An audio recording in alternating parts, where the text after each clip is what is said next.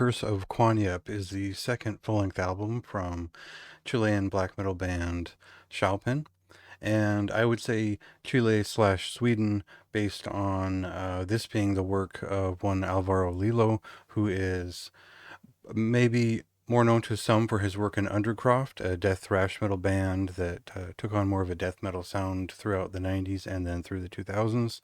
And also he's been the touring bassist for Watain since at least 2009, if not before that. So this is a black metal band, and it is an interesting mix of very kind of old school ideas, primitive, sort of brutal, and spiritual meaning and process to it, but only halfway. The other half has always kind of fought with the more sophisticated, sort of Swedish or just a modern black metal movement and feeling of it, and that really comes down to some latent melodic black metal influences. Now, this is the second full-length album, and the first one was sort of tormented in the way that it was pulled in both directions. It was noisome. They actually remastered it for vinyl when it released, and it was a lot to take in. It was definitely not a very accessible black metal record until we get to the more melodic guitar passages. And so hopefully the clip I've selected to start with conveys both of those parts in action within the clip length.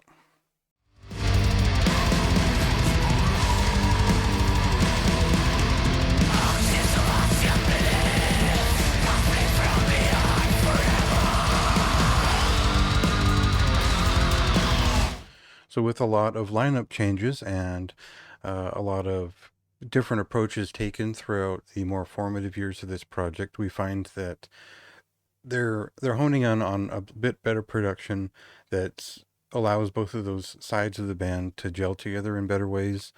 And with this record, it still feels like they're aiming for something that is ancient, but they still want to keep it accessible and interesting on some level.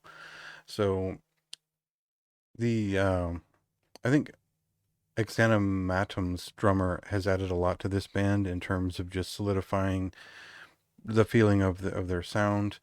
But there's the fight between the bestial and the sophisticated sides of the band kind of become more their thing on this record, as does several pieces which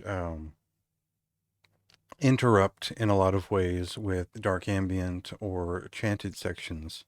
This adds a lot to the atmosphere of the project, but it doesn't quite gel with the 4 or 5 minute classic black metal songs and the maybe closer to 9 minute black metal songs, which are usually the more dramatic pieces.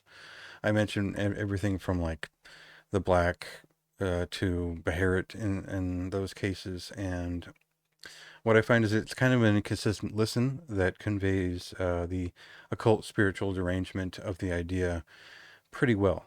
And I don't know that it's a very accessible record at all, but there are points where it does feel like a modern black metal record with ancient ideas, and I liked how those things played off of each other in the full listen as I approached the record from various angles, trying to figure out what it was, what was good about it, and what wasn't. So I kind of end up with a moderately high recommendation out of that. I think it's, for most people, it will be lower than that just because it's not a very accessible thing and people need familiarity to really approach anything these days. So for those who are curious about something a little bit different that is taking a couple of awkward chances and finding their own sound with it, I think this is a cool record. And there are riffs, there are like kind of thrashing black metal songs on here that are a little bit shorter and easier to digest that will help you kind of usher into the whole idea of the band. And I had a good time with it. I enjoyed it, and I figure if you're just open-minded enough to get there with it, it should reveal something of value. So check it out. Read more about it in the full review, and yeah, check it out on the site.